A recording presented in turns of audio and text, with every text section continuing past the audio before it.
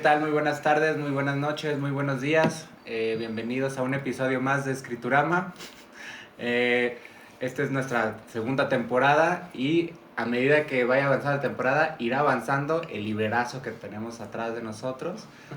Ustedes lo verán progresar. Y bueno, les agradecemos mucho que estén visitándonos nuevamente. Y hoy traemos un tema muy escabroso, muy satánico. No, vamos.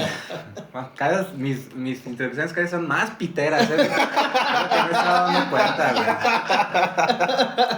Esforzate, pibe, esforzate. Ponele voluntad. Ponele voluntad. Bueno, vamos a hablar del mito fáustico, del pacto con el diablo. Bueno, no siempre, no en todos los sentidos. Y hay que hacer un playlist de escritura. Sí, ¿no? Lo subimos a Spotify. Bueno, el día de hoy me acompañan Pedro, Alfredo y Marquinhos de Nascimento Pelé. Y bueno, yo soy Juan Pablo y estoy diciendo muchas veces y estoy diciendo demasiadas veces. Es que sin ese conector, ¿cómo podemos ¿Qué hablar? haría yo? Y bueno, vamos a comenzar entonces con un repaso acerca de la cuestión sociohistórica de este mito que, bueno, ha tenido muchos avatares a lo largo de la historia de la cultura, no solamente occidental, creería yo. Y para eso pues tenemos a nuestro buen Alfredo. Bueno, es que esta vez está cerca la mano. Bueno, no sé si pueda colaborar mucho, al contrario, yo quiero apoyarme, quiero recargarme en mis amigos para que me puedan ayudar con ese tema, porque les compete creo que más a lo que ellos dominan de lo que yo domino. Ejemplo es que creo que para poder hablar del mito fáustico tenemos primero que definir dónde comenzó o de dónde se toman las atribuciones de lo que nosotros conocemos ahora como la figura del diablo, ¿no? Uno de los principales actores, a saber de dónde salió el diablo. O por lo menos decir si alguien se fue y se puso a investigar por allá, bueno, pues mencionar a esas personas, ¿no? Esto que yo voy a decir lo dice el español Manuel Jesús Palma Roldán en un libro que se llama La estirpe de Fausto, justamente, que es un libro que en gran medida pretende ser una especie de recopilación de biografías. Casi el 60% de ese libro pues, es una recopilación de biografías, pero que la primera parte me pareció muy interesante como una especie de introducción, porque él no se sienta tanto en la literatura. Él, de hecho, sus personajes, o no, más bien sus biografías, son personajes de la historia, ¿no? Son personas reales. En este caso, él pretende establecer primero que en las religiones politeístas o las civilizaciones politeístas no existía realmente el diablo como una figura de maldad. No había esa dicotomía o esa ambivalencia moral. Las civilizaciones politeístas lo que tenían eran dioses que lo contenían todo, ¿no? Como la vida. Es decir, si había un dios de la tormenta, bueno, pues podía ser muy bondadoso cuando llovía y generaba la cosecha, hacía progresar la semilla, pero también era destructivo cuando anegaba los ríos, los inundaba, los desbordaba, tormentas, ¿no? Hacía que todo se acabara. O sea, no se portaba mal porque fuera su chamba ser malo, sino se portaba mal porque no había tenido la correcta retribución o la atención. Si se portaba bien no era porque fuera totalmente bueno, sino porque te habías portado bien con ese dios. Y creo que tiene relación con el primer atributo que Manuel Jesús Palma Roldán le atribuye al mito fáustico, que es cómo mantienes el equilibrio con los dioses y en una religión politeísta con sacrificios. Es decir, es una especie de quid pro quo, ¿no? Te doy a cambio de estar bien contigo. Entonces estos sacrificios humanos, porque pues hay sacrificios de todo tipo, ¿no? Animales, festividades en nombre del dios, pero creo que la primera vez que se asemeja o que podría tener como una especie de origen o de semilla es cuando seleccionabas un alma, ¿no? Una vida, y la arrojabas en nombre de la deidad a cambio de algo, a cambio de su favor, de granjarse su cobijo, su protección. Y normalmente este tipo de sacrificios eran vistos con honor, ¿no? O sea, aquella persona que era seleccionada en realidad era una persona que había tenido el honor de ser sacrificada. Entonces, ahí también, por ejemplo, en estas religiones politeístas, pues aparece por primera vez no sé, símbolos, ¿no? O características que mucho tiempo después, todavía hoy, serían vigentes. El dios Pan, por ejemplo, si ustedes lo buscan, van a ver la imagen de un sátiro. Es un hombre que tiene patas de cabra, que tiene cuernos, además, ¿no? Si buscan al dios Sol de Babilonia, o a Neptuno, o a Poseidón. a Poseidón, ajá, pues van a encontrar que tiene su tridente, ¿no? Esos atributos pasarían después gracias a que las religiones monoteístas, y ahí es donde entra por primera vez el antagonismo de la bondad como una única figura, al unificar, digamos, la bondad en un dios, tiene que tener un antagonista, y ese antagonista es el enemigo, el maligno, el adversario, el diablo.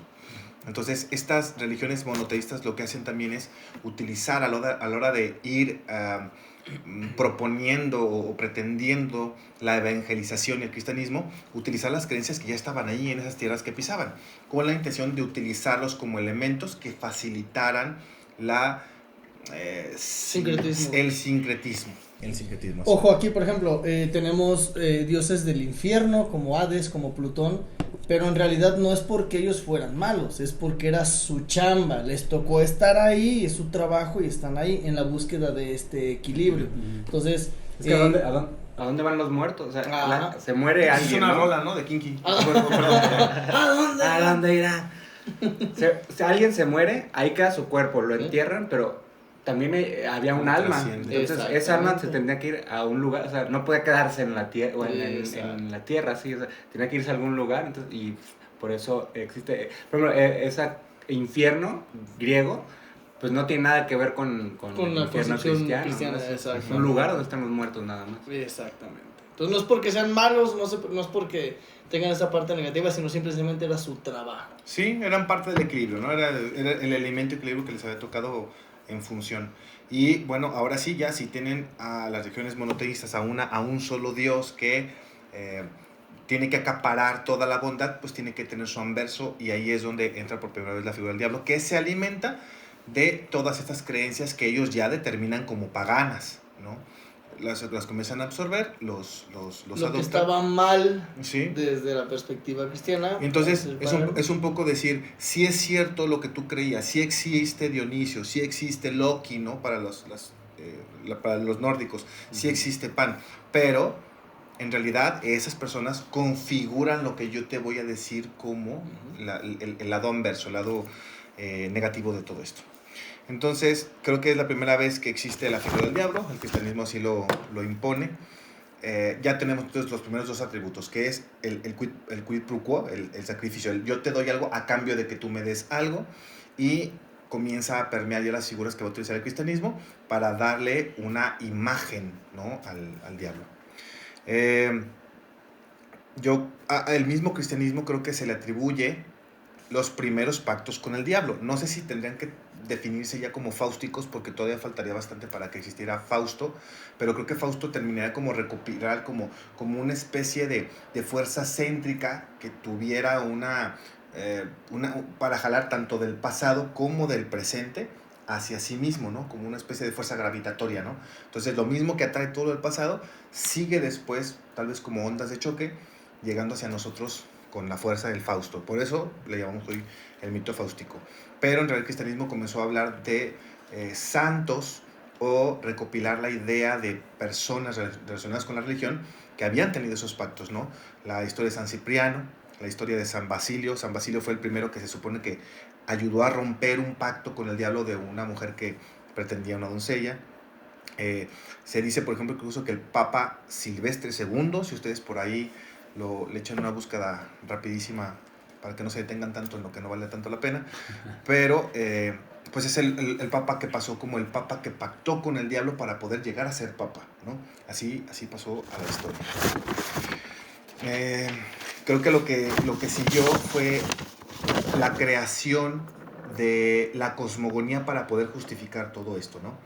Inocencio VIII contrató a unos inquisidores, o al menos los mandó llamar, ¿no? Pidió su apoyo. Es Heinrich Kreiner y Jacobo Sprenger. Esos dos como pioneros de la demonología son enviados a la Alemania de aquellos tiempos para instaurar una de las épocas más desgraciadas, más detestables, y que todavía hoy por hoy creo que pueden ser símbolo de vergüenza del ser humano, ¿no? Que es la cacería de brujas.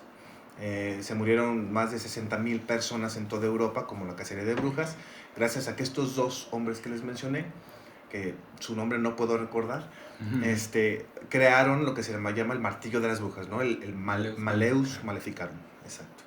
Que era una especie de recetario, de descripciones, de uno por uno, los puntos que tú tenías que hacer para identificar si alguien había pactado con el diablo. Lo que pasa es que las brujas no eran brujas por sí mismas, sino absorbían su poder. El poder lo obtenían de un Ajá. pacto con el maléfico. Con el SAT, no. Es correcto. El maléfico no es el con SAT. un maléfico menor. Ajá. Con un maléfico menor. Y a partir de ahí, pues vienen los grimorios. Los grimorios son textos, digo, no queremos extendernos muchos en este tema, porque no es lo importante aquí, pero los grimorios son libros creados en el medioevo, donde había instrucciones ya no de identificar, sino de cómo se hace un pacto con el diablo, ¿no? Específicamente cómo se llama a un demonio. Dependiendo de tu necesidad, te podían clasificar a los demonios. Es como el origen de lo que ahorita podemos conocer como la demonología. Se llegaron a ver, digo, como referencia para asimilar un poquito, se llegaron a ver muy prosaica mi intervención, pero se llegaron a ver la del gabinete Del de Dr. Caligari. Guillermo del Toro En Netflix. Película El muy primer, buena, el ¿no? primer capítulo, justamente el libro que encuentran es un grimorio, que es como esta grimorio. invocación. Que está a dividido un- en 4, Ajá. ¿no? Y solamente encuentra 3 porque el cuarto libro es un sacrificio para Exacto. ahora sí poder Pero es un llamar. grimorio, es como grimorio. una guía para llamar o invocar a un A un demonio. demonio. Creo que también es importante decir que los primeros grimorios mencionaban que en realidad el diablo no quería ayudar o no quería participar de este Pues, pacto ¿pa' con el qué? diablo. Sí, digo, el diablo ya sabía que éramos cosa seria, ¿no? Era como de, ¿para qué chingados intimar con esos compas? Y ya sabemos. Entonces, estos grimorios parten de la idea de que uno los llamaba, les decías lo que tenías que decirles, lo que solicitabas, y ellos se negaban. O sea, de antemano el grimorio dice, entonces él va a decir, no estoy dispuesto, ya te escuché, no me interesa, y van a desaparecer. El grimorio seguía con una serie de pasos para poder castigarlo, para poder, no sé, hacer que esa persona o ese demonio, mejor dicho, volviera y decir, pero ¿por qué? ¿Por qué me atormentas? Yo ya te dije, ¿lo vas a hacer o no? Está bien, bueno, pues si con eso paramos el tormento, voy a ceder. Y el pacto eran 20 años. 20 años era más o menos lo que es el pacto. Después de los 20 años ya cobraba el alma. Es curioso que los grimorios, al menos los primeros, mencionan que una vez terminado eso, tenías que dar gracias a Dios. Tenías ahora que hacer un rezo para quedar bien. Era un poco como poner una vela para Dios y otra vela para el diablo, ¿no? Tenías que quedar bien con los dos. Era jugar un poco, no sé, los dos papeles. Creo que después de eso hay un grimorio muy importante que incluso se le atribuye a un papa, ¿no? El papa Honorio, que todavía hoy, en el siglo XIX y el siglo XX, hay algunas sectas o algunas comunidades que crearon como la Golden Dawn. Todas se basan en esos grimorios, ¿no? Se basan en esas ideas y siguen vigentes. La Europa del siglo XVIII, con su Revolución Francesa, con esta filosofía que ya comenzaba a desgajar los dogmas, se estaban comenzando a caer las monarquías absolutistas, comienzan a deformar la figura del diablo. Entonces el diablo deja de ser una idea realista, o sea, deja de ser algo que realmente está a la mano y que tú puedes convocar, y se comienza a volver una especie de figura folclórica, ¿no? Como parte del mito. Y bueno, ya como para ir cerrando esta parte de ingreso, es que la idea del pacto al principio en realidad tenía una intención preventiva, moralista, para tratar de adoctrinar. Es decir, pretendía decir, tú si haces un pacto, nunca te va a ir bien. O sea, por eso las historias de los pactos con el diablo siempre terminaban con esta moralina. No terminaban bien. Sí, la persona le fue mal. Exacto, o sea, tú lo pretendes de todo, ni lo vas a tener y vas a perder el alma. O lo vas a tener de una forma tan deformada que ni lo hubieras querido en un origen. En el judaísmo la figura del diablo como tal no existe. Es decir, no existe esta figura con cuernos, rabo en punta de flecha, de patas de cabra y o de de gallo, gallo. no existe realmente. Aunque Entonces, fíjate que mi abuelo una vez peleó con el diablo, güey. A ver. Ustedes no... a machetazos. No, machete. Bueno, no llegó a machetearlo porque el diablo corrió, pero se le apareció. Pero bueno, no es el tema ahorita. Después hablaremos de la machetiza que le metieron al diablo. El caso es que, bueno, el Talmud, y creo que aquí tú ayúdame un poco, pero el Talmud permite que los rabinos tengan una especie de vínculo con la magia o con algo mágico, que es hacer ciertos rezos o ciertos celebraciones con la intención de hacer que las cosas se acomoden un poco como a ellos les conviene. Sí, lo que pasa es que lo que es el Talmud son todas las opiniones, digresiones, discusiones que han tenido los rabinos en relación con el Tanaj. O sea, el Tanaj es su texto sagrado, ¿no? Entonces ellos leen Tanaj y cuando no están de acuerdo con... O es que pasa de...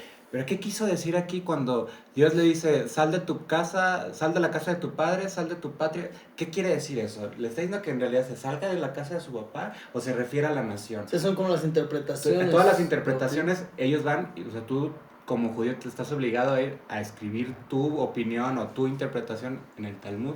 Por eso el Talmud son las peleas entre, no, fulano rabino decía que a tal versículo se trataba de tal cosa y este otro rabino dice todo lo contrario. ¿Y qué pienso yo? Bueno, yo pienso esto y entonces eso como las peleas de Facebook.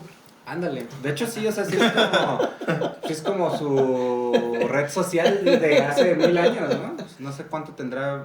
No El tengo, registro. el Talmud, de todo. creo que poquito antes de la Edad Media, creo que empezaron ellos pero no sé, la neta no tengo muy bien ese No dato. soy judío, no te sabría decir. Pero lo que sí es que ahí en el Talmud están jugadas muchas cuestiones también de gente que, pues es que imagínate, o sea, en no sé qué tierra lejana que allá creían en ciertas cosas de magia, pues también entra en su horizonte hermenéutico, entra eso, ¿no? O sea, entra el folclore de su patria o de su...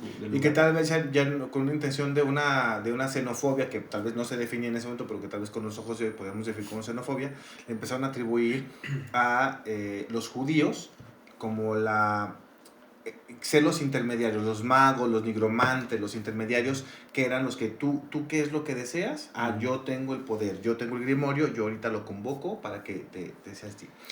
Creo que me estoy saltando algo cuando hablamos de las religiones monoteístas y que vinieron por primera vez a hacer esta digresión. Nos platicabas sobre el libro de Job. Bueno. Pobre compa. Es que creo yo que, bueno, que este pacto, o sea, el mito fáustico, engloba más o menos al pacto con el diablo, ¿no? Como ya bien lo dijo Alfredo. Pero el primer pacto que hay, o más bien es esta cuestión donde hay una persona que tiene un pacto con el diablo, pero que a este pacto le precede un acuerdo que hay entre Dios y el diablo. Esto aparece en el Fausto de Goethe, que lo vamos a nombrar más, o lo vamos a tratar un poquito más adelante, pero antes de ese, Goethe sí retoma el libro de Job. ¿Por qué? ¿Qué pasa en el libro de Job? Job es digamos, el siervo más... el siervo ejemplar. Es el ejemplo perfecto de un creyente, ¿no? El que siempre llevaba la tarea. Siempre cumplía con hasta todo. Hasta manzana le llevaba la maestra. Era el más aplicado. Y el libro empieza diciendo que... fíjate, para que veas esto del diablo como figura enemiga, es más reciente de lo que imaginaríamos, porque dice el texto, estaba Dios y llegaron Satán y sus hijos, llegó Satán y los demás hijos de Dios, pues ahí él forma parte, Satán forma parte de los hijos de Dios, pues, de la creación. Entonces le dice, ¿qué andabas haciendo? No, bueno, no dice así, pues, pero... No, pues pasé por la tierra y... ¿viste a mi siervo Job? ¡Qué maravilla de persona! Papá. ¡Qué velo! Chulada de cabrón. Y le dice, sí lo vi, pero ¿por qué te enorgulleces tanto? Si con esas vacas, con esa tierra, con esa mujer, con esos hijos, pues hasta yo te alabo. que te alabe en los momentos malos. Yo no lo he visto en el momento. Entonces ahí no sé si Dios cae en esa trampa o bueno, o por lo menos el texto así lo refiere, como que no, vas a ver que sí, incluso en los momentos malos me va a alabar. ¿Qué Y quieres tómala, que le quite? ¿Las vacas, la mujer, la familia? todo. ¡Fuasca! Pues entonces él pues le va muy mal, ¿no? Se mueren sus vacas, su familia, a él le da lepra, ¿no? Bueno, él dice que es una lesión que va de los pies a la cabeza, ¿no? Que te hace pensar en la lepra. Y bueno, el libro se trata de unos discursos que dan gente que es cercana a Job, que le dice, Job, tú hiciste algo malo. A nadie en la tierra le puede ir tan mal sin que haya... Se lo haya merecido. Ajá, o un pecado gravísimo, ¿no? ¿Qué hiciste? No, es que no hice nada y la chingada. Y al final, bueno, el Job está defendiéndose y él dice aceptar, porque él dice algo muy chido que dice, si yo he recibido con los brazos abiertos todas las bondades que me ha dado Dios, ¿por qué voy a negarle entonces ahora los males, ¿no? Entonces, Job está en esa postura y los demás tratan como de hacerlo entender que no es normal lo que le está pasando, ¿no? Total que al final, ya cuando todo es un desastre en su vida, él pues cae en cuestionar a Dios y decirle, ¿por qué me estás... reniega y le dice, ¿por qué me estás haciendo esto? ¿Qué pecado estoy pagando para que me esté yendo de esta manera, ¿no? Y la respuesta de Dios es muy... Yo creo, pues, cruel, como si Dios pudiera ser cruel o bondadoso, pues Dios es Dios y ya no, pero... Le das me gusta a tus propias publicaciones, ¿no? Pero sí parece, o sea, no tiene una respuesta que uno pensaría desde la religión, ¿no? Porque pues, supone que Dios es bondadoso, o por lo menos él dice al inicio del libro que quiere mucho a Job, y la explicación que le da a él es, le dice, ahí hay un hipopótamo.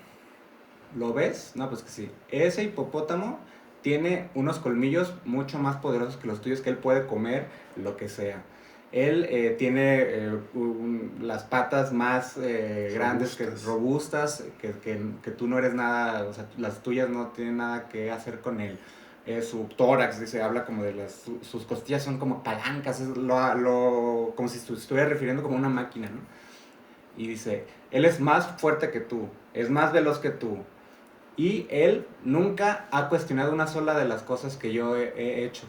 Y en cambio tú, que eres una piltrafa, un moco, una caca, vienes y me cuestionas mis decisiones. Entonces, y Job termina pues pidiendo perdón por eso y Dios le retribuye, pues, ¿no? Y le regresa locura y vuelve como a tener prosperidad, todo eso. Pues vuelve a tener prosperidad, pero él entiende que lo que decíamos en programas pasados, ¿no? Pues todos los libros sagrados tratan de lo mismo, de que nadie es más que Dios, y esa es una manera de entender ese texto, ¿no? Que nadie es más que Dios. Pero ¿a qué va a cuento con el mito fáustico, esto que acabo de decir del libro de Job? Pues que es el primer pacto que hay, o el primer acuerdo que hay entre el diablo y Dios, ¿no? Uh-huh. Ahí es donde aparece, no sé si por primera vez, no sé si Babilonia, los cananeos, o no sé, tendrán el suyo. Yo no lo conozco, ni en el oriente sé de algo así, seguro lo habrá, o no. Pero es el primerito como que empieza esta onda de que Dios puede pactar con alguien más para decidir la fortuna de los seres humanos. Sí, o sea, también es como si se tratara de esta fuerza, ¿no? Esta fuerza maligna donde se concentra en la figura de Satán. Uh-huh. Y capaz también de hacer mover las ideas del propio Dios, ¿no? O sea, cómo a partir de lo que él empieza a mover, ¿no? En lo que le empieza a decir a Dios,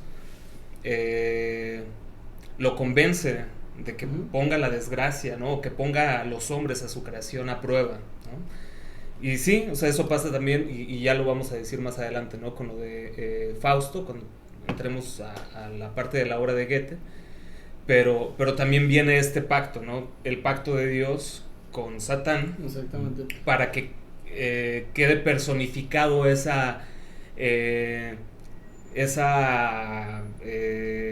fuerza maligna que va a poner a prueba al hombre, al mejor de los hombres, que en este caso es el doctor Fausto, ¿no? Y donde pues sí lo va a poner a prueba para ver si se mantiene o si a lo mejor se desvía del camino correcto. Exactamente. Lo que viene a colación ahorita el hablar sobre las Sagradas Escrituras es que precisamente en la misma literatura, en el Fausto de Goethe, lo vamos a ver, va a que nada sucede en la idea del Dios omnipotente, omnipresente y omnisapiente, nada sucede sin que Dios lo permita. Entonces, si el diablo puede pactar con alguna de las personas, es porque el mismo Dios lo está permitiendo. Lo vamos a ver ahorita en la siguiente. Pues lo que sigue ya es los grimorios. Bueno, lo que sigue un poco la cronología, o tratar de seguir la cronología, seguir la pista, la huella a cómo es el origen del Fausto, porque hasta este momento, pues no hemos mencionado el Fausto, ¿no? Hemos mencionado hasta este momento lo que significa el pacto con el diablo, es decir, hacer un trato con él, una negociación con él. Pero, pues resulta que en este ámbito de los grimorios hay un hombre, ¿no es verdad? Fausto sí existió, era un mago, alquimista, que comienza a adquirir fama, estamos hablando de los 1400, por ahí. Se le achacan algunas cosas que hizo, otras que no hizo, pero pues en esta línea. Ojo, el mito fáustico, la historia de Fausto, viene a ser en literatura un poquito como Robin Hood, lo hemos platicado, los versos que cantan los bardos, las historias que se van contando de uno a otro, y hasta 1587 es cuando surge un libro. El Fausto anterior, o el Fausto sobre el que se centra, es un vato que va a estudiar, el vato estaba estudiando teología, y llega el momento en el que renuncia o reniega de estudiar teología y se comienza a ir a la nigromancia, a la alquimia, para tener conocimiento. Escribe un grimorio, exactamente, ¿no? O muchos, si ustedes creo que lo buscan en Wikipedia van a encontrar que tiene se llamaba grimorios. El compa Johannes Gregor Faust. Entonces, sobre esta línea, como reniega de la teología, del estudio de Dios, y se va al lado oscuro,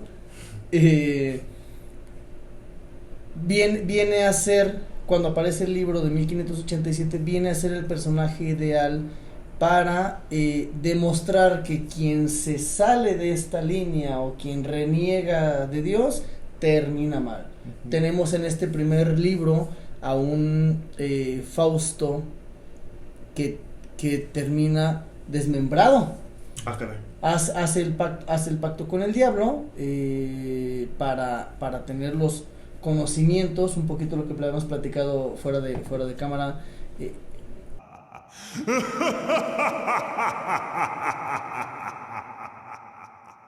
Entonces, se le aparece un demonio. En estos primeros textos no es el diablo tal cual, es un demonio, porque en realidad no es como un pacto directamente con el mero de allá abajo, sino es como con algún demonio justamente invocado por medio de un grimorio.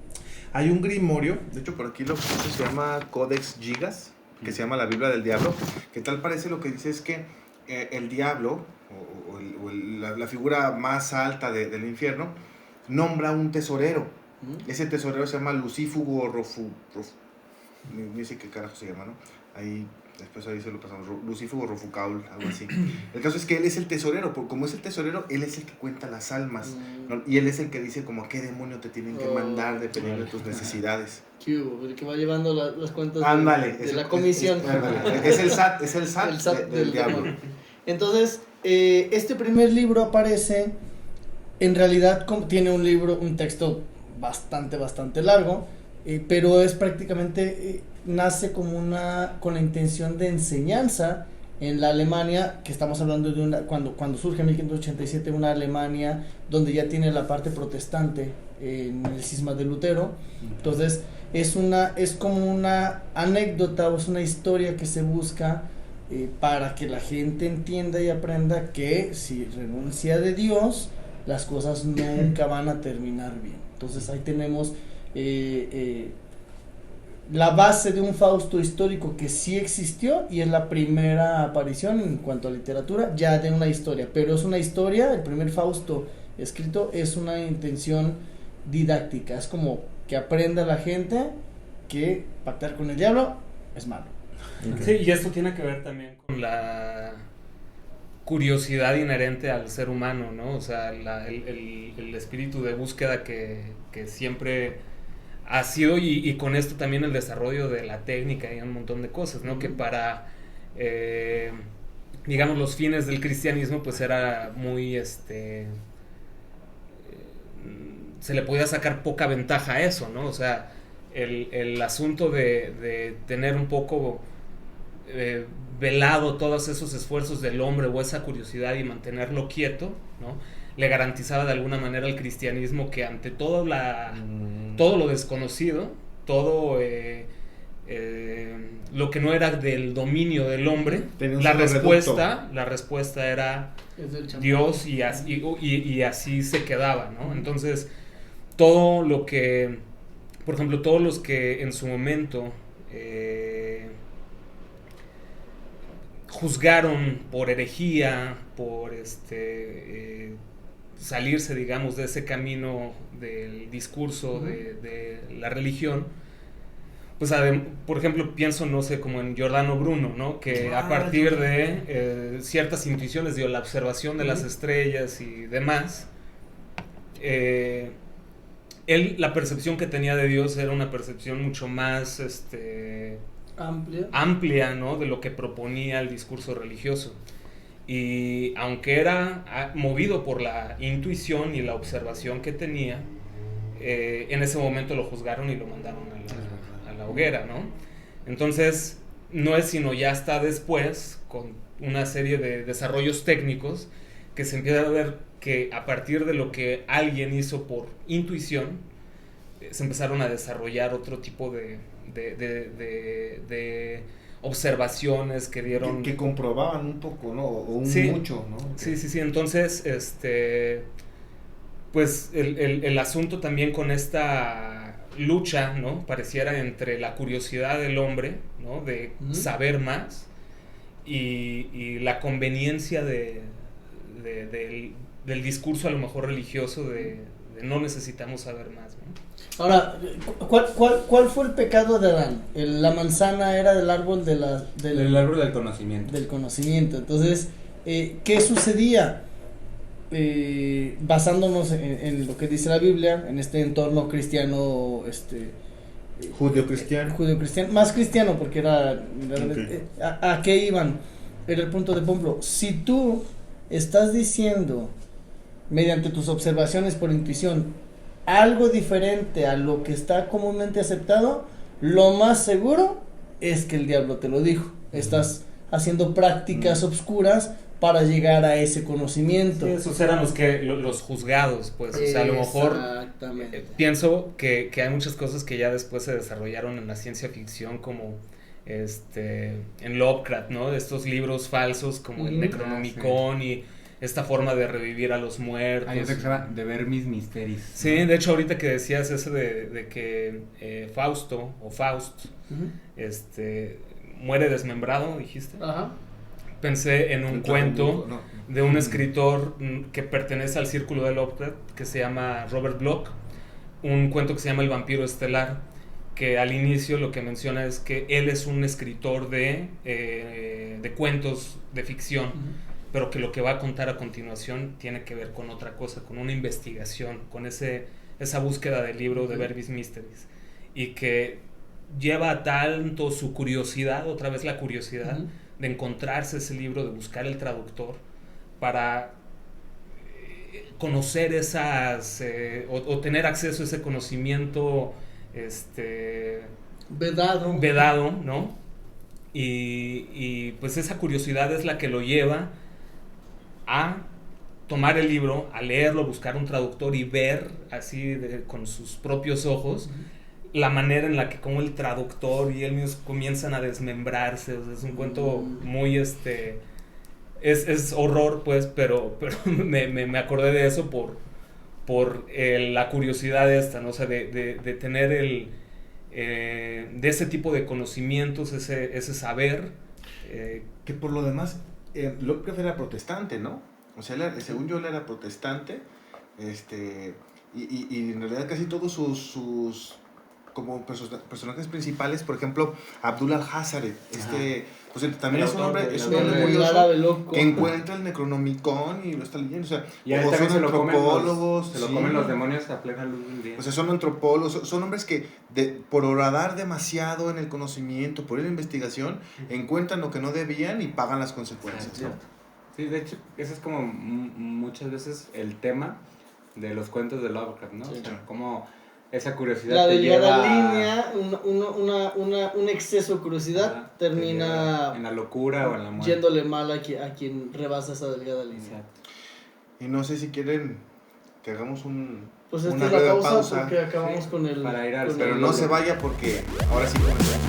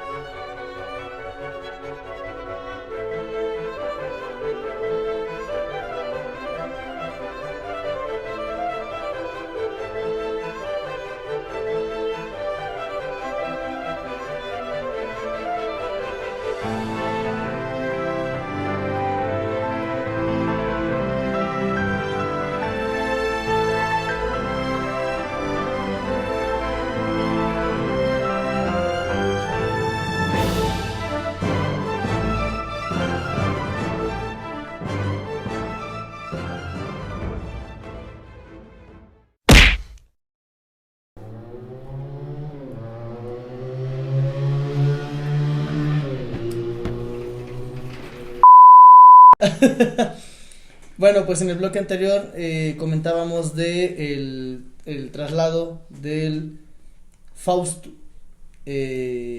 histórico en un texto punitivo, religioso, como de enseñanza, pero en este alemán entrecortado, este alemán que no terminaba de unificarse, insisto, estamos hablando de 1587 cuando aparece el primer texto sobre el doctor Fausto, alguien lo retoma y lo pule y hace una obra, ya lo vuelve un personaje literario, que es Christopher Marlowe, contemporáneo de Shakespeare. Él retoma esta historia o toma esta historia alemana de Faust y lo convierte en un personaje literario. Ahí pasa ya del Fausto histórico, estamos hablando de un Fausto histórico a un texto punitivo, educativo, protestante en 1587 y de ahí Johannes Spins, algo así, y de ahí brinca haya un personaje literario, porque este Fausto de Marlowe ya es un Fausto, es una obra de teatro, comienza a presentarse, comienza a popularizarse, de ahí deviene lo que le aporta a Marlowe es, al ser la lengua inglesa una lengua más pulida que la alemana en ese entonces, lo vuelve estético. Es el siglo de oro del teatro, ¿no? Exactamente, estamos en la época victoriana. Es el teatro entonces, isabelino. isabelino, perdón. Entonces, lo pule y lo vuelve estético. Por eso ya podremos empezar a hablar de un Fausto literario, porque ya tiene esta carga estética. Ya lo escribió un escritor, ¿no? Exactamente. No era un teólogo. Entonces, ya de ahí deriva en que se comienza a presentar como un teatro de marionetas. Ya tiene partes cómicas un poquito, me recordó mucho como a las pastorelas, en las que Fausto incluso hasta pasa un segundo término, porque él vende el alma al diablo y el diablo lo termina condenando. Pero tiene un ayudante o un sirviente que él también vende el alma al diablo, pero él por astucias termina zafándose de ese compromiso. Entonces, ¿cuál es la intención? Volver un poquito más accesible la historia y más entretenida. Ya deja de ser punitivo, de castigo, de mira, si moralista. Ajá, ya se vuelve con los fines de entretenimiento. Muy bien. Está en el libro de Jas Reuter. ¿no? No sé si lo pronuncié bien, pero la verdad es que ese libro Jas Reuter estuvo aquí, sus papás emigraron, fueron exiliados después de la Segunda Guerra Mundial, alemanes, y llegaron aquí, su hijo estudió, creo que en la UNAM, y esa es su tesis, Fausto el hombre. Con esa tesis se tituló se de tituló, qué letras. No sé, la verdad, ¿para qué te voy a mentir? Es que sabes que se sabe muy poco de Jas Reuter. Sí. Si ustedes buscan, de hecho inencontrable. menciona que el libro proviene en esa edición, se toma para Fondo de Cultura Económica, lo promueve para las nuevas generaciones, es biblioteca joven, se llama, creo que pero dice que es su tesis, pero no dice de qué, pero es su tesis. Entonces, es un camino por toda esta figura de Fausto, todo esto que hemos platicando de el Fausto histórico hasta el teatro de marionetas, y comienza a ser una historia que va decayendo hasta que lo retoma con una nueva seriedad el buen Goethe. Johannes Wolfgang von Goethe.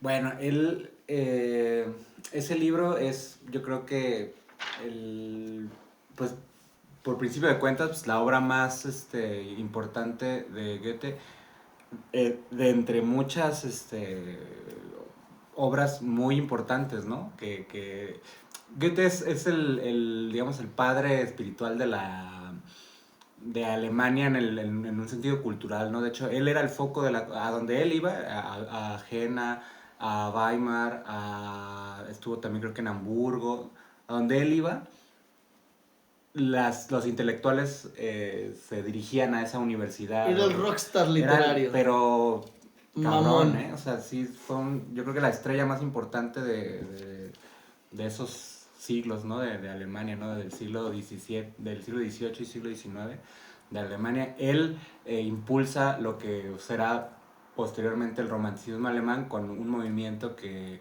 él y Schiller como que gestionan, que se llamaba Sturm und Drang, Tempestad e ímpetu. Y bueno, es el figurón de la literatura alemana, ¿no? Quizá habrá quien diga, pues no sé, a lo mejor Kant, ¿no? Pero en la literatura, en la cultura, yo creo que sí es Goethe el más importante, ¿no? A menos que los estudiantes de letras digan otra cosa, ¿no? Hay que nos corrijan. Que nos corrijan. Y bueno, esta obra, Fausto, es una obra que él comienza en 1800, bueno, la primera parte veíamos que había salido en 1808, ¿no? Pero él muere en 1832 y en 1831 termina la segunda parte, ¿no? O sea, es una obra que le lleva toda su vida. Y se nota en el libro porque las dos partes de Fausto, una es mucho más, digamos, literaria, sí, más literaria, y la otra es muy de un contenido mucho más filosófico, más como teológico, ¿no? De hecho, la segunda parte del Fausto de Goethe menciona Jas que en realidad él escribe la primera parte, tiene este boom, y después de que lo termina de la primera parte de Fausto, comienza a haber un montón como de secuelas de otros historiadores que retoman la historia y ponen en lo que termina. Entonces, cuando escribe la segunda parte, Goethe, de su Fausto, tiene que cuidar de no caer en plagio de los que se basaron en su primera obra. Por eso lo que le pasó a Cervantes, ¿no? Por eso de pronto se puede notar para quienes lo lean o quienes lo han leído que tiene un lenguaje muy diferente, una forma muy diferente la segunda parte que la primera. Sí, sí, sí. Y bueno, es la historia de un pacto, ¿no? Es el pacto con el diablo que comienza con igual a Job. De hecho, lo que hace Goethe es retomar el libro de Job y toda la tradición fáustica que había antes de él, combinarlos en una tragedia, ¿no? Porque como no termina bien la cosa, pues entonces es una tragedia. Y comienza con Satán y Dios pactando en torno a, ya no es el siervo de Dios, sino la persona más sabia del mundo, ¿no? O sea, Fausto es el erudito por excelencia. De hecho, él dice al principio, el personaje, que ya se cansó de la ciencia, de la metafísica, de la teología, que todos esos saberes ya los pudo dominar y que ya no tiene como, se siente como perdido porque ya no sabe qué más leer, ¿no? Y ahí es donde... pintar tu casa, no sé si tengas... Sí, o no sé, La vida es complicada, la vida son puñetazos. Y bueno, aparece ya todo lo que había dicho Alfredo en el bloque 1 de los grimorios, ¿no? Entonces él invoca a Mefistófeles y Mefistófeles aparece y le da hueva, ¿no? Así como que, no, yo no quiero, déjame ir, porque ahí también está. No como, me comprometan. Ajá, o sea, Lo que platicábamos, que eran los grimorios, eran estas invocaciones para llamar y, por decirlo, apresar al demonio. Entonces, en realidad es como ay, güey, qué hueva, dame chance de salir porque cuando tengas algo interesante y me avisas, si no... que el que invoca tiene que dejar ir al demonio, o sea, el demonio no se puede ir solo, pues es lo que él le dice, no que eres tan poderoso y no te puedes ir tú solo, es que esa es el único candado que tengo, o sea, tú tienes que dejarme ir. Pues. Yo puedo entrar, y no me interesa servirte. Yo puedo entrar, pero no me puedo ir si tú no me das si permiso. Y Fausto se da cuenta de, bueno, pues hay reglas también incluso hasta en el bajo mundo. Exacto. Y bueno, hace el pacto. Y bueno, comienza todas estas aventuras que tienen juntos, porque pues que van a un bar y se encuentran no sé quién. Y hay toda una serie de aventuras que ahorita ya iremos tratándolas brevemente. Pero la cosa termina mal en la primera parte con Helena. No, con Gretchen. Ajá. Que en otras traducciones es Margarita. Margarita. Y él se enamora de ella. Y ella también de él, pero pues hay toda una serie pasan ahí una serie de cosas que hacen que todo termine muy shakespeariano, con todo el mundo muerto, con todo el mundo vuelto loco. ¿Todo el mundo muerto o loco? O loco, sí, como Shakespeare. Como Shakespeare. Yo lo que veo en el caso del Fausto de Goethe es que viene un poquito, se zafa de esta carga religiosa y lo vuelve un poquito más universal. A lo mejor quizás sea esa el éxito en el que ha tenido, porque se sale de este cristianismo protestante, de estas bases religiosas o del cristianismo tal cual, y lo vuelve un poquito más universal, tanto en la búsqueda de lo que pide Goethe.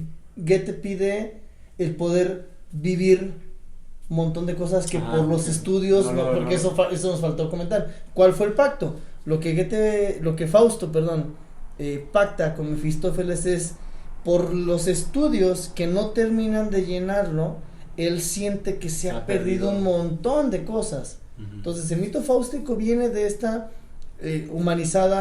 humanizándolo un poquito. Incapacidad o limitación. La limitación que tenemos, somos seres de decisiones. Y de una sola decisión. Entonces, exactamente, tomas una decisión y renuncias a las demás. A todo el montón de posibilidades, renuncias. Entonces, en el caso de Fausto, es ya un Fausto anciano en el que, por dedicarse a conocer, a saber, al conocimiento, de qué fue todo lo que me perdí. Ese es el pacto. No hay, de hecho creo que el vencimiento en los Faustos anteriores había un plazo de 24 años, en los que 20 después veces, 20 años. que viene de los grimorios. Exactamente, en los que cuando termine ese plazo, tu alma es mía y ya te cargó el payaso. En el caso de con Goethe es, ya me dirán ahorita ustedes, pero el plazo o el pacto entra en vigor de la entrega del alma cuando Goethe ya deje de tener este gusto o este impulso de estar buscando o de actividad. Cuando ya se sienta como, aquí estoy a gusto, en ese momento es cuando entra en vigor el pacto. Cuando él pierda el interés por continuar con una actividad, cosa que nunca sucede. Y por eso se vuelve muy viejo, ¿no? Vuelve muy viejo, e incluso al final termina encontrando la redención, porque dentro de toda esta actividad que lleva, se da cuenta él, termina pidiendo, quieren destronar al rey en ese entonces, Fausto junto con Mefistófeles lo ayudan a vencer a los rebeldes, y el rey les concede una costa, que es lo que pide Fausto, y Fausto comienza por trabajo a ganarle terreno al mar, que es un poquito, me sonó muy como a Holanda, ¿no? A los Países Bajos, esta parte de que le van ganando terreno al mar por medio de los molinos para secar. Cuando Fausto comienza a tener ya esta situación, ya como sensación de que pues ya para qué echarle más ganas, se da cuenta que en realidad de lo que se trata es que la permanencia o la existencia de la persona redunde en un bienestar mayor. Entonces él pide a la gente que sigan trabajando para seguirle ganando tierra al mar, para seguir teniendo más cultivos, y es cuando muere y el pacto queda terminado o finiquitado e invalidado, porque él nunca se cansó de tener esta actividad buscando. Entonces, o sea, la insatisfacción, ¿no? La búsqueda perpetua. La búsqueda perpetua de hacer algo, de no quedarse como estático. Que vamos insisto, en la misma línea, no sé, va un poquito como en la línea alemana de siempre buscar hacer algo, nunca quedarte como en tu zona de confort, siempre algo que más, y eso es lo que hace o le gana la redención a Fausto. Sí, es que la primera parte es para mí mucho más dinámica y más más literaria. Sí, de hecho, para los lectores, la recomendación a quienes vayan a ir hacia el Fausto de Goethe es la primera parte, si es más sencilla, más cómoda de leerse, porque tiene un formato más literario. La segunda sí está más densa. Es eso que dices, ¿no? Y luego hay como, bueno, la cuestión como del emperador, son como cuestiones históricas que Goethe, pues me imagino que, como decía Pedro, ya a medida que él transformaba sus saberes, pues los quiso volcar en esta segunda parte, pero la primera es hasta se me hace como medio Sancho Panza y Quijote, ¿no? De que van los dos y tienen como, se encuentran en una taberna con unos borrachos, y estos borrachos los increpan, y hasta que Mefistófeles les muestra como su poder. ¿Quién es? Ellos pues, se vuelven locos, ¿no? Y siempre es como Fausto detrás de Margarita. Entonces Mefisto lo ayuda a conquistarla. Y también viene toda esta historia de amor entre Fausto y Margarita, donde él le propone a ella como tener un momento de intimidad, y ella le dice que su mamá pues está en la casa, y él le dice, no, pues le hacemos que se duerma, ¿no? Pero es que tiene un sueño muy delicado, entonces luego pero se tengo Mefistófeles. Pero yo tengo Mefistófeles, entonces le da una pócima que se le pasa la dosis, y ella y la señora muere, ¿no? Y luego viene también pues todas las cuestiones con Margarita de la culpabilidad y todo, y Margarita también termina enloquecida. Primero enloquecida, ¿no? Muere el hijo de Fausto, ¿no? Sí. Muere el hijo de Fausto. O sea, todo el mundo que había construido, o sea, se desvanece, se deshace, pues. Y eso es como el libro tiene digamos, esa moraleja, ¿no? Que es una tragedia porque él, al hacer ese pacto, adquiere todo ese poder, pero que destruye todo su alrededor. No es como los otros Faustos, que el que termina destruyéndose es el mismo, sino, que, insisto, terminaron desmembrados, sino aquí es el poder excesivo, tiene una repercusión en todo el entorno y en gente que en realidad ni siquiera tenía que pagar. Exactamente. Entonces, bueno, Fausto es pues, el texto fundamental, por lo menos, de la obra de Goethe y de toda la línea que siguió a partir de Goethe, que es el idealismo alemán, el romanticismo. Pues es la piedra fundamental de la literatura alemana, ¿no? Sí, es y el texto canónico. Y bueno, pues tan canónico que Thomas Mann también tiene como la referencia a Goethe o a Fausto. Sí, bueno, dice Harold Bloom en su, el canon occidental, cuando se refiere a Thomas Mann, que por lo demás es un espacio muy pequeño para mi gusto, yo hubiera querido que se esforzara un poco es más. Es otro patrocinador. Señor, no sé si qué tanto te hacía falta, pero yo te podía ayudar. El caso es que menciona Harold Bloom que prácticamente la obra de Goethe, lo que pretendió Thomas Mann es continuarla, en un sentido casi literal, ¿no? Por ejemplo, en este caso, él crea Doctor Faustus siguiendo la línea del Fausto de Goethe. Entonces, ¿de qué se trata? Voy a tratar de ser muy breve, aunque él no lo fue, ¿no? Es un novelón de 700 páginas. No se le daba lo breve al buen Tomás. Oye, tengo una pregunta. ¿Escribía a máquina o escribía a mano? No, escribiendo a mano.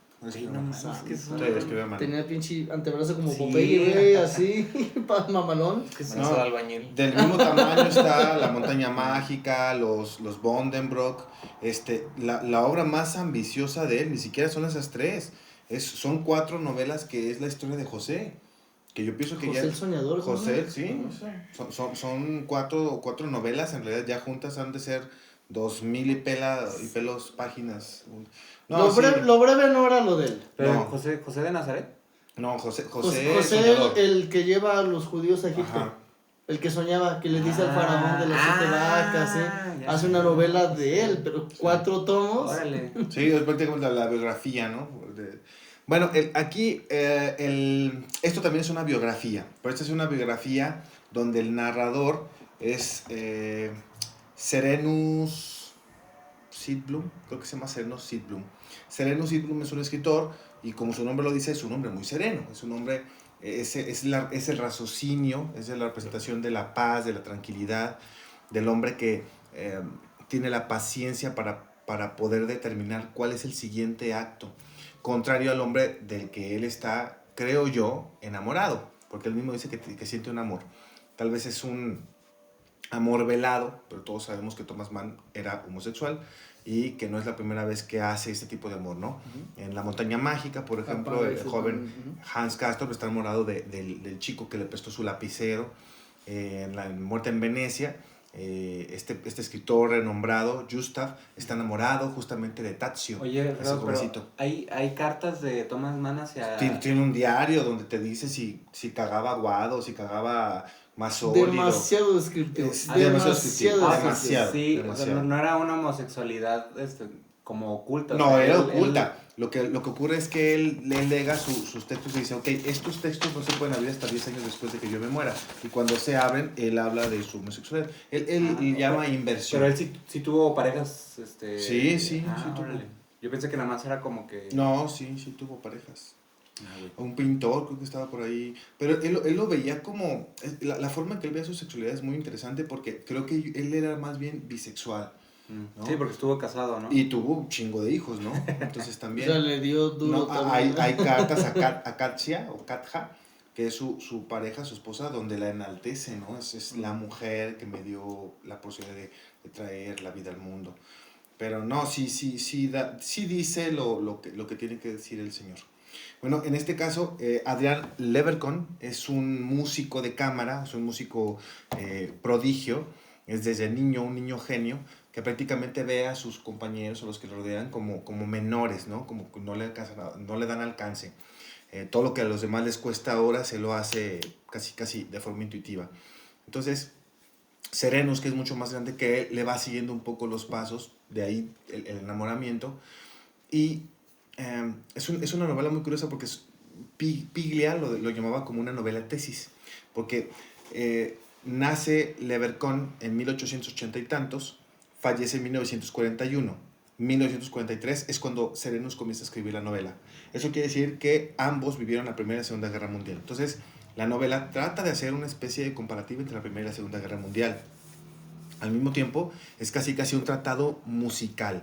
Para todo aquel, como yo, que no tengamos una noción de música considerable, va a ser muy pesado esos fragmentos, que le digo fragmentos porque son las 700, pero tal vez a veces son 3 páginas completas, en donde él habla del contrapunto, de, no sé, la teoría dodecafónica, ¿no? Que en realidad sí lo creó un hombre, Schoenberg, algo así, ahí por ahí.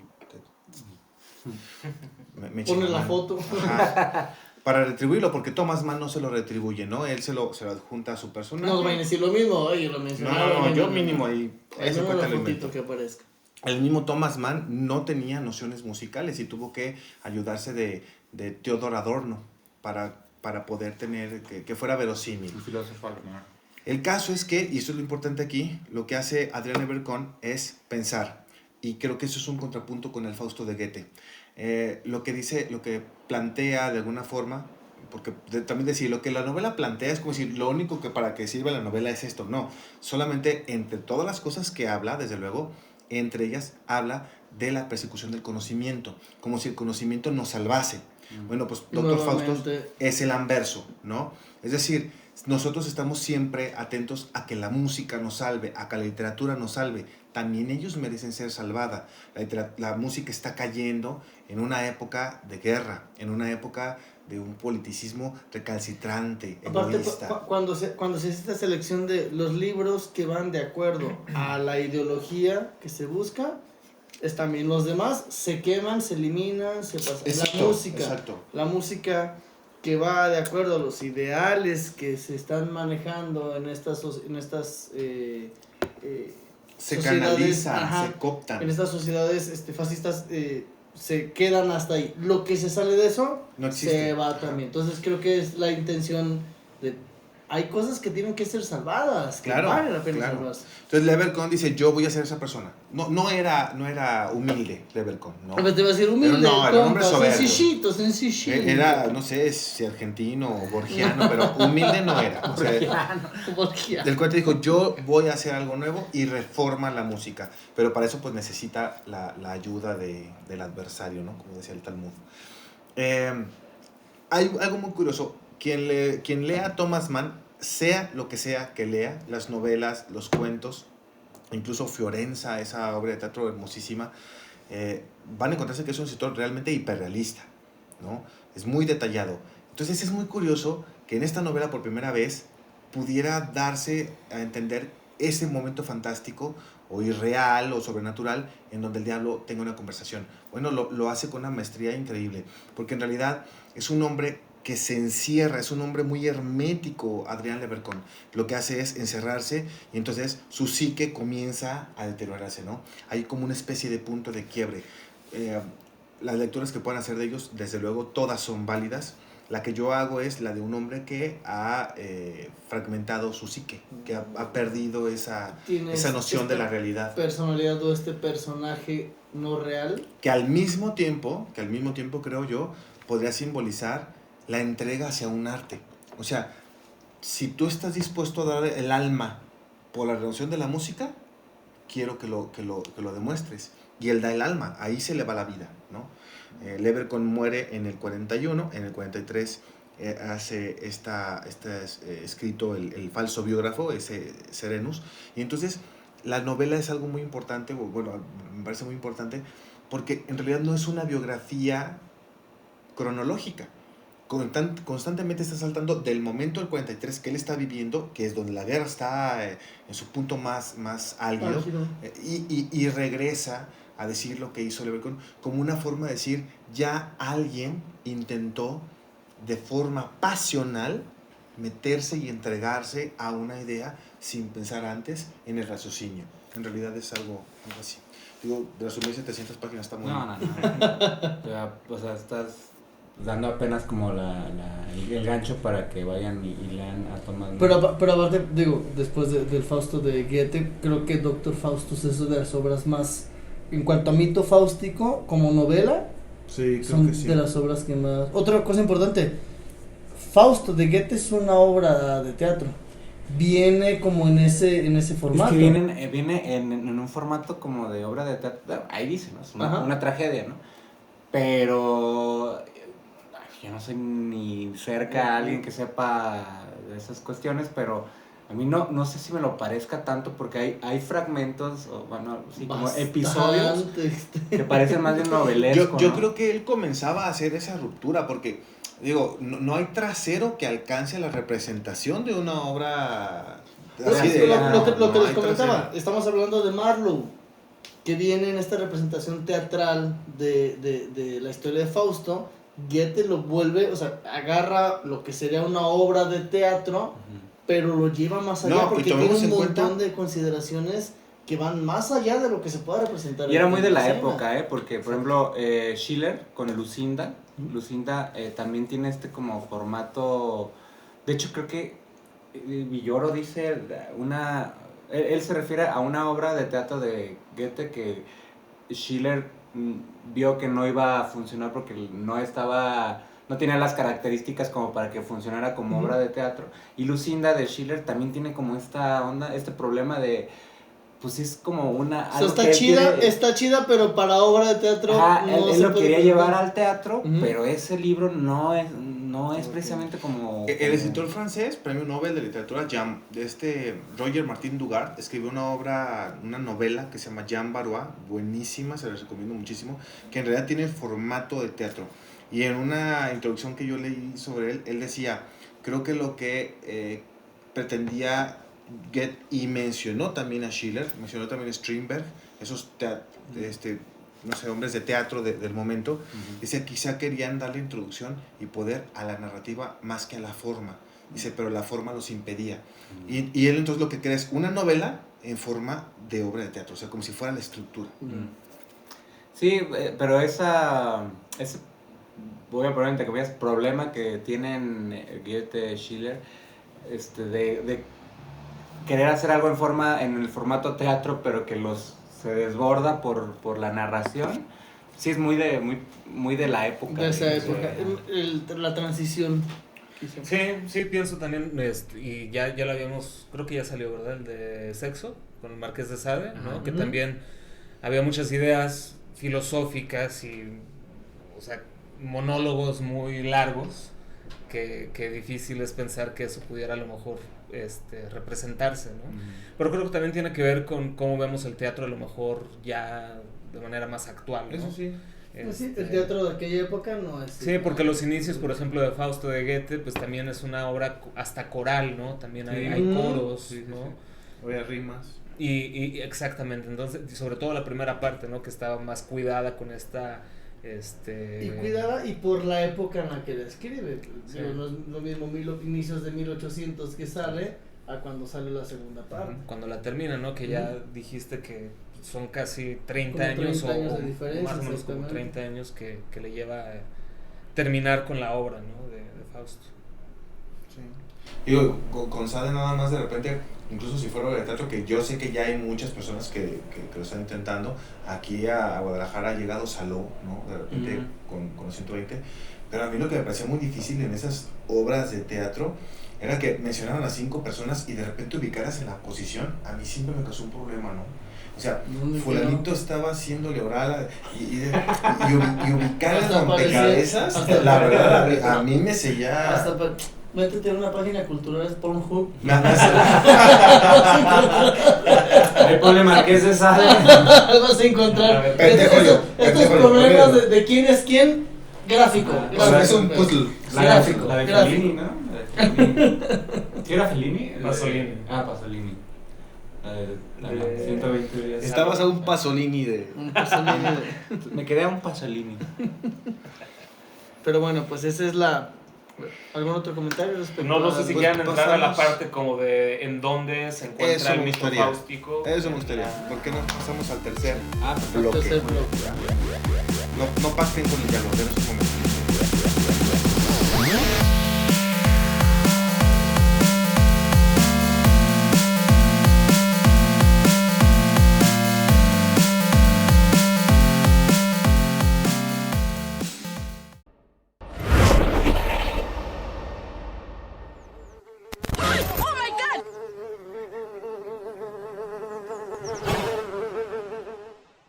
This is the best part. This is the best part. This is the best part. This is the best part. Oh, oh, when you do to my heart.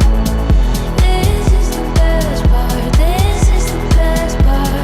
This is the best part. This is the best part. This is the best part. Oh, oh, when you do to my heart. This is the best part. Hear the air.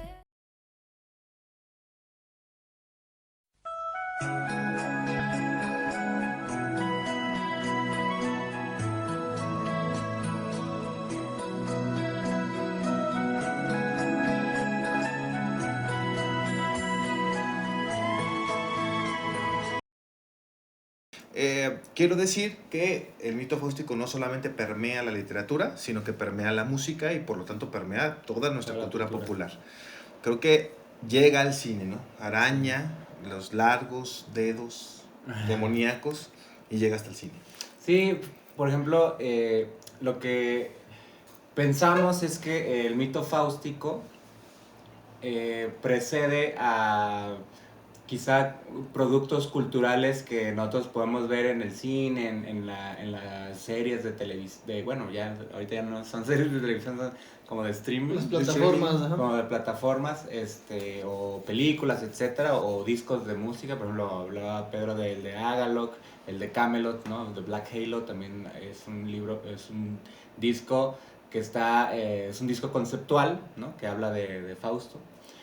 Pero todo eso tiene miles de años de tradición, ¿no? Que por eso nosotros hacemos un programa sobre el mito fáustico, sobre todo lo que precede a la cultura. ¿De dónde A proviene los productos el culturales. tema que se Exactamente. trata? Y por ejemplo, hay una película que se llama Hellraiser, no sé si ¿se han visto Hellraiser? Bueno, ¿tú no has visto Hellraiser? No.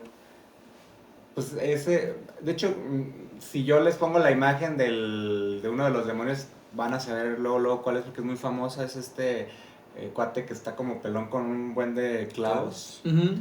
Son los cenobitas, ¿no?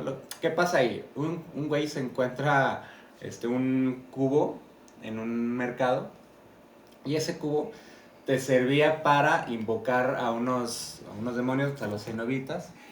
¿A cambio de qué? O sea, ¿qué era este pacto, entre comillas? Porque no se menciona ahí que sea precisamente un pacto, pero era una satisfacción, o sea, como el éxtasis que más, o sea, en el sexo, por ejemplo, o sea, el orgasmo más cabrón, Placentero, más intenso. pues se quedaba corto al lado de esto que sientes, cuando los cenobitas pues es que es como una relación medio sadomasoquista, Sí, ¿no? sí, ¿no?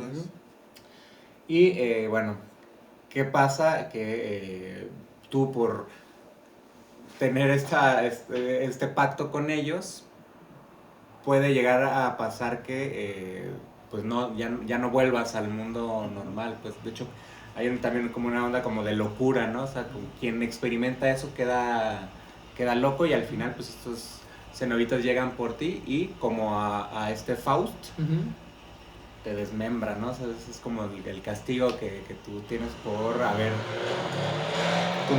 convocado y sentido ese. Ahí va Ghost Rider. Yo sé. Ese es otro pacto, Ahí ¿no? va Ghost Rider. Ese es otro pacto. Bueno, Ahorita yo- pienso también, por ejemplo, en el personaje de los cómics Spawn. Ah, ¿no? ándale, Que también ándale. tiene esto, ¿no? Que es como un hijo del diablo, ¿no? Sí, George Simon, creo que se llama el personaje. Sí, es sí, un creo hombre que de la sí. CIA sí. que es traicionado por su colega y lo queman. Entonces él hace un pacto con un demonio que se llama Malevolgia.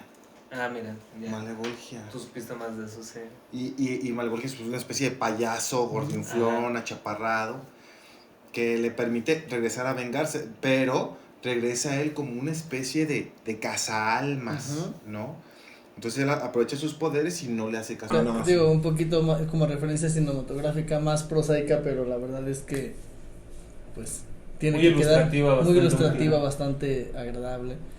Al diablo con el diablo, de que el diablo es Elizabeth Hurley. Si el diablo se ve así, híjole. También ¿Cómo vas a no poner una pactar? imagen de ella.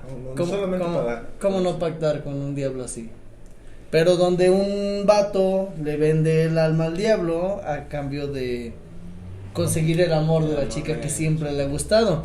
Y yo digo, es una comedia, entonces ya se han de imaginar que a mí se me hace una comedia bastante original en el sentido de que no es estas comedias de pastelazo muy bobas, entonces sí tiene su... Y hay una crítica social, ¿no? Hay una crítica social, por ejemplo, a los poetas, hay una crítica a los deportes, a los... Es el Como, único- como que es como a los clichés. Sí, agarra el ¿no? cliché, El cliché del sí. deportista, el cliché del poeta. Exacto, la gente poderosa y rica. De colombiano. narcotraficante.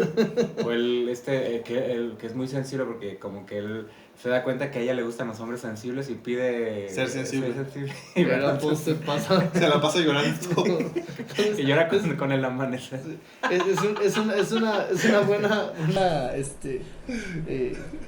una buena película, si la quieren ver para Entonces, pero volvemos a lo mismo, un poquito lo que pasó con el teatro de títeres que les decías, el mito fáustico bajado de nivel un poquito más llano para Sí. poderlo disfrutar y para que pueda entretener. Es que es algo muy, no sé, son como problemas muy humanos, ¿no? Llegar a un punto en tu vida en donde reflexionas sobre tu paso, ¿no? A lo largo de los años que llevas en esta tierra y sentir como una insatisfacción, ¿no? Del momento, del presente y no tener de dónde agarrarte, ¿no? Y lo que estás dispuesto a hacer como por recuperar esas opciones que no tuviste la oportunidad, ¿no? Sí, vuelvo a la misma línea. Son estos. Tú decidiste hacer algo, pero todas las posibilidades de las que te perdiste. Hay una película, El abogado del diablo, de Al Pacino y Keanu Al Reeves. Pacino es el diablo. Charlize Theron, ¿no? Es un peliculón también respecto a hasta dónde estás dispuesto a llegar para llegar, en este caso es el poder, ¿no? El tener esta figura de poder y dominio. A ver, recuérdenme, ubican la de Brad Pitt, la de Conoces a Joe Black, Ujú. ¿Cómo no? que también es... Pero esa es la Hawkins. muerte. Esa es la muerte. Exactamente, la visita de la muerte y lo va retrasando. Que lo qué va pinche retrasando. película tan más buena. También muy buena. Hay una película vasca, pero bueno, del País Vasco, no es que no. No es que no valga la pena. No es que no valga la pena. No más que como grande. que está basado en otro cuento vasco, igual del País Vasco. Es un hombre que se llama Patsy, que, bueno, le pusieron el trasfondo de una guerra carlista donde van saliendo.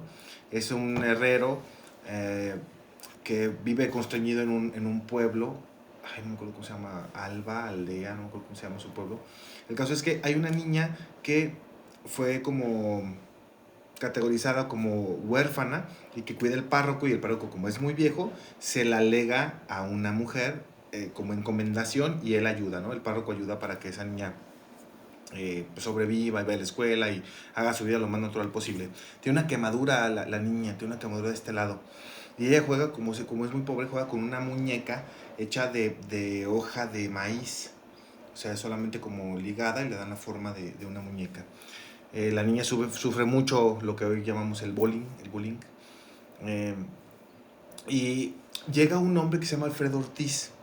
Llega a ese pueblo buscando algo, un elemento que está oculto, pero que él tiene que desentrañar y viene por parte del gobierno, certificado y demás.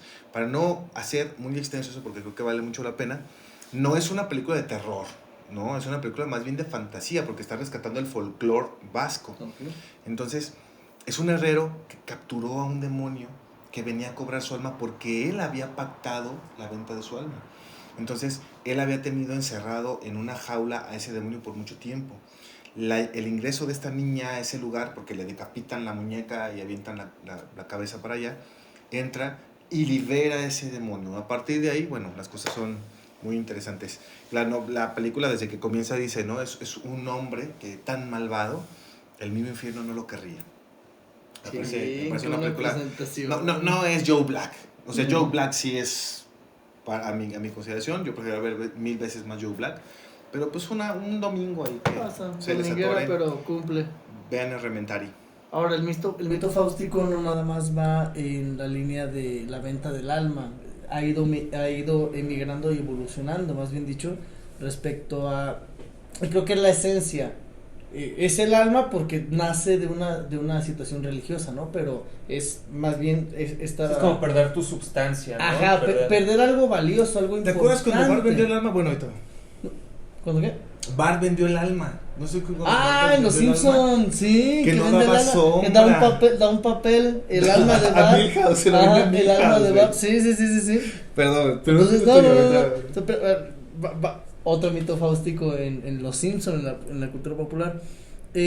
Nace en la parte del alma porque tiene un inicio religioso, pero en realidad creo que la esencia es esta pérdida del ser humano de algo importante en vista a algo más. Les comentaba en un inicio, por ejemplo, la ópera Carmen de Giuseppe Verdi, que es Don José ¿No es de Bizet? de Bizet, perdón. Ahí le corriges. ¿De George Bizet. Gracias por la corrección. Don José es un militar de cierto rango con su regimiento, se enamora de Carmen y Carmen es un alma libre, anda ahí con los gitanos para arriba y para abajo, entonces le roban la cadenita. Se le perdió la cadenita. Entonces, cuando están acá en el que tú, que yo, que sí, que no sé qué, toca la llamada del regimiento porque están siendo atacados y Don José necesita ir. Carmen le dice, si te vas, de mí olvídate. Entonces José tiene esta línea y decide quedarse con Carmen. Obviamente eso lo convierte en un proscrito por la falta en un desertor del ejército francés. Y el vato se vuelve contrabandista, está con los mismos delincuentes con los que está Carmen. Carmen lo termina cambiando por un torero y cuando se entera José la busca y termina asesinándola, como buena tragedia de ópera. Pero ¿cuál es? José perdió el honor, el prestigio, el estatus, su responsabilidad por el amor de Carmen, y Carmen lo termina dejando, ¿no? Entonces esta venta el mito fáustico no nada más es la venta del alma al diablo, sino más bien creo que se podría ampliar a cualquier situación en la que una persona pierde su esencia por obtener alguna, o a cambio de algo que busca. Sí, yo creo que es eso, ¿no? O sea, sí vemos una forma muy como mercantilista de ponerle precio a algo que no lo tiene, ¿no? Que es el alma, pero que también puede ser interpretado como esas cosas a las que el hombre renuncia en pos de conseguir un fin que cree que desea, que cree que quiere lograr, pero que al final cuando lo consigue resulta que no le cumple esa satisfacción que él esperaba, ¿no? Que en ese momento que cree lo y que pierde lo más valioso que es su sustancia, ¿no? Entonces, sí, no necesariamente se dan estos pactos como entre el bien y el mal, sino también se puede interpretar como las cosas a las que renunciamos por conseguir algo, un objetivo, y al final cuando conseguimos ese objetivo darnos cuenta que era mucho más importante a lo que sacrificamos, a lo que perdimos. Así como lo dices, parecería como que ya casi todos vendimos el alma, ¿no? Ah, sí. Bueno, ya desde hace rato. 8 horas al día. Sí, claro. Eso tuvo que doler. Bueno, pues ahorita pasamos a las recomendaciones, ya para cerrar este bloque. Y pues yo quiero iniciar con un cuento de Nabokov, que se llama Un cuento de hadas. Es un mito fáustico bastante curioso en el que platicábamos de la película de El Diablo con el Diablo. Pues el diablo se presenta en forma de mujer y le ofrece a un tipo muy tímido, muy callado, pero que tiene esta parte lasciva, que de regalo, así de gratis, de compas, puede elegir a las mujeres que quiera y en la noche va a tener una orgía pasada lanza. Pero la condición es que sean... Tenían ahí un sexo grupal con todos, ¿no? Entonces, la única condición es que las chavas elegidas siempre sean número par. Entonces este vato comienza a elegir, pero pues lo ves y así de, sí, la que siempre me gustó, y esas, unas gemelas, y ay, armando. Entonces cuando va camino hacia la casa donde van a estar, va en número non, necesita una persona y hay una chica que le llama la atención y va sobre ella. No les cuento más para que lo terminen de leer, para no spoilearles, pero es una variante del mito fáustico, un poquito hasta como cómica, sí, pues sí, podría decirlo como cómica, como sarcástica, satírica. Como irónica, ¿no? Es irónica, es como... La única pinche chamba que tenías que hacer. Ni el güey. pacto le salió bien, Ajá, ¿no? Aparte, el diablo le dice, porque puedes tener a las mujeres que quieras. Oye, ¿y a cambio de qué? ¿Mi alma? Brother, lo que vale tu alma. Mira, yo me voy a suicidar ahorita, voy a reencarnar. Con un poeta francés. Yo ahorita, esta personificación, ahorita me voy a suicidar con mi amante, que es un poeta francés, y voy a reencarnar en un auditor del SAT. Ay, no, eso sí me dio miedo. Ese sí es diabólico, güey. Entonces, de compas te lo regalo y el protagonista termina cagándola, termina desperdiciando su oportunidad. Ya para que hasta el pacto con el diablo te salga. Imagínate.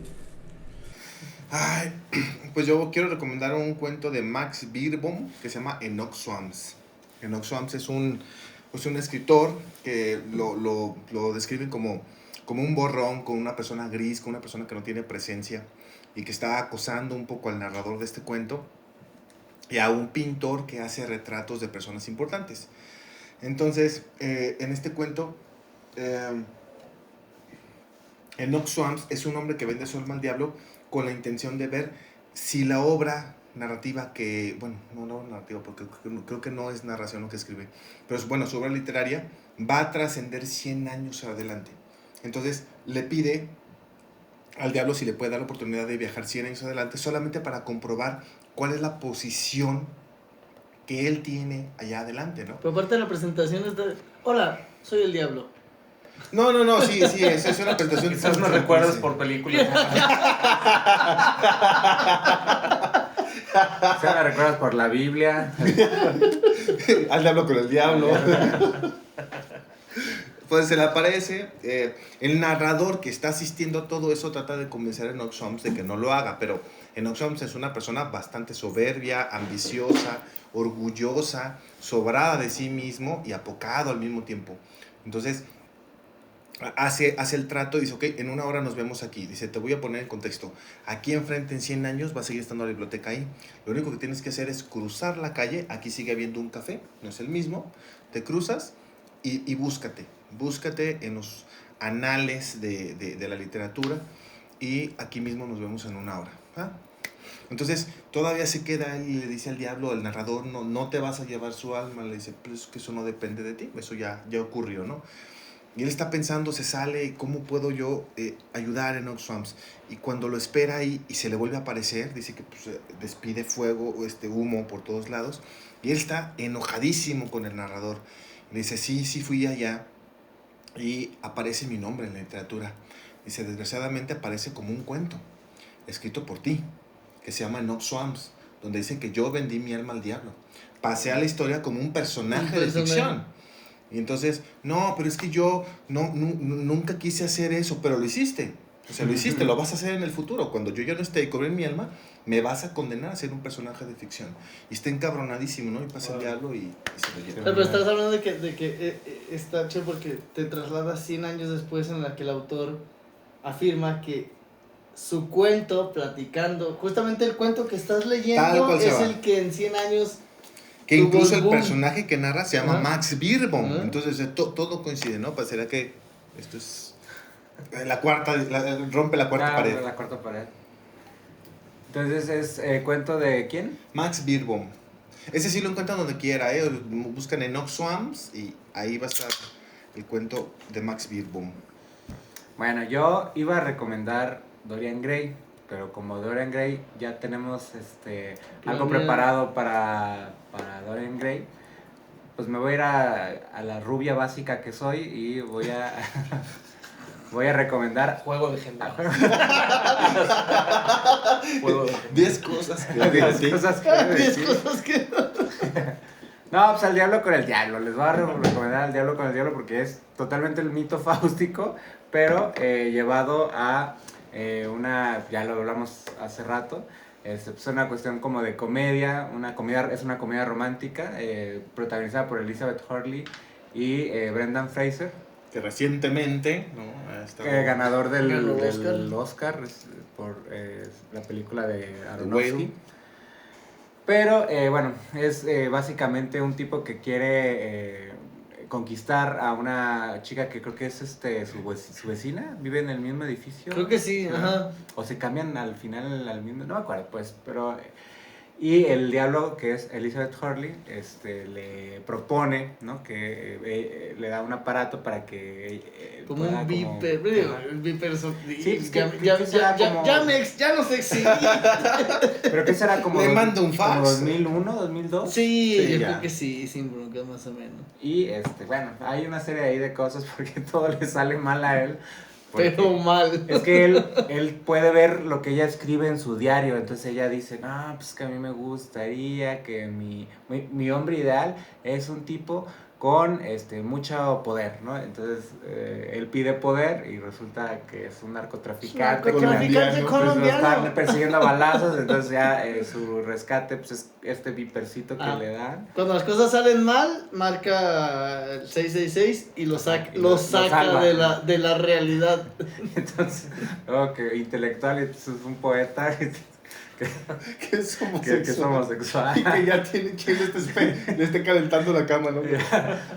Mira, dame un beso ya. Sí, soy gay. Bueno, o sea, la es muy divertida, es una Sí. película que a mí me divierte mucho y no sé. Y luego esa parodia como de Dennis Rodman, ¿no? Sí, del basquetbolista. Sí, o sea, pues es que ella, no me acuerdo qué es lo que dispara que él pida ser Deportista, yo creo, ¿no? pero ella se calienta cabrón con él, ¿no? Porque ella es una Es reportera. una reportera, pero todo va en doble sentido y sí. ¿no? Entonces ya lo ve en el vestuario y él está en toalla y ella está como ya a punto, ¿no? Debes de tener una gran habilidad para... Y se ve como que no capta y entonces se quita la toalla y resulta que es pito chico, ¿no? Pues está muy chida, no sé, o sea, quizá para distender un poco. Sí, pero es una buena modernización del mito fáustico. La verdad es que sí lo van a disfrutar. Ay, güey, ojalá hubiera cerrado tú, güey. Porque yo voy a ser ese poeta homosexual.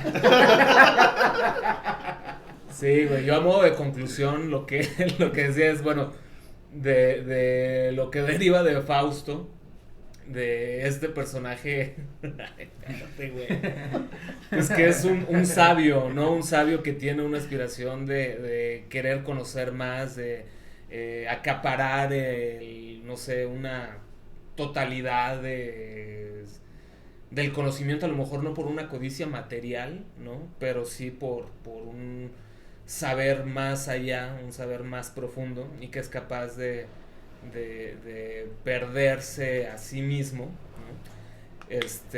Pienso que a pesar de todas estas, de todo este recorrido que hasta el momento tenía, ¿no? De la acumulación de conocimiento, no le fue suficiente, y la actitud también es un tanto ingenua, ¿no? Al comerciar o al ponerle precio a su alma para conseguir un saber mayor, y que al final pues es darse cuenta de que con eso no consigue la satisfacción, ¿no? Y lo que a mí me viene a la mente pues es algo mucho más romántico. Más trascendental. No, güey, mucho más romántico, porque lo que pienso, y eso fue mientras estaba haciendo como algunas anotaciones, una canción de Luis Eduardo Aute que se llama Me va la vida en ello, que yo la identifico como un momento de la vida del hombre ya de madurez, en donde siente que agotó gran parte de su vida en cosas que no necesariamente quería, ¿no? Y está en un punto en donde reflexiona sobre si valió la pena creer en lo que creía o no, pero ya en un punto en donde ya no puede modificarlo, ¿no? Entonces, más o menos de eso va la canción, y lo asocio al mito fáustico, a esas cosas a las que renuncias, a veces poniendo un empeño, un esfuerzo desmedido en algo que crees que deseas, pero que no necesariamente cumple ese propósito de satisfacerte, ¿no? Entonces, que el fin, digamos, no es lo importante, sino el camino, ¿no? El recorrido. Creo que Y la opción, al elegir algo, lo que te pierdes o lo que dejas de lado por la opción que tomas. ¿Este es un fragmento de la canción? No, Ah. no, esto es mis poesías. No, no, Estos son mis poemas. Poesías homosexuales. Gracias. No, lo que estoy señalando son precisamente mis Poesías homosexuales. Sí. De hecho, ya me exhibiste. ya no, Ya nos exhibiste.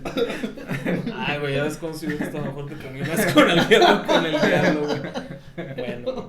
Bueno, pues, esto fue Escriturama, su programa favorito de los domingos por la noche. Esperamos. Después de Raúl Velasco, quedamos nosotros. Así que bueno, pues invitamos a que nos sigan en redes sociales. En Instagram estamos como Escriturama el canal. En Facebook estamos como Escriturama solamente. Y a que vean este programa y los programas anteriores que tenemos, que produce nuestra casa productora Apatía TV. En YouTube, el canal es Escriturama. Que dicen que los de Apatía TV también hicieron un pacto con el diablo, pero no le salió tampoco. También como Se los rechazó. No hubo dividendos. no hubo oferta que alcanzara. Híjole. Dice que así como a Brendan Fraser, ¿no? Ajá. Aparecieron aquí. ¿Ya? Aquí aparecieron. Sí, no he visto los beneficios. Entonces, pues esperemos que les haya gustado. Esto fue el mito fáustico. Pedro, Pablo, Alfredo, su querido Marco, pues nos despedimos y muchas gracias por vernos. Que estén muy bien. Hasta luego. Chayito. Abur.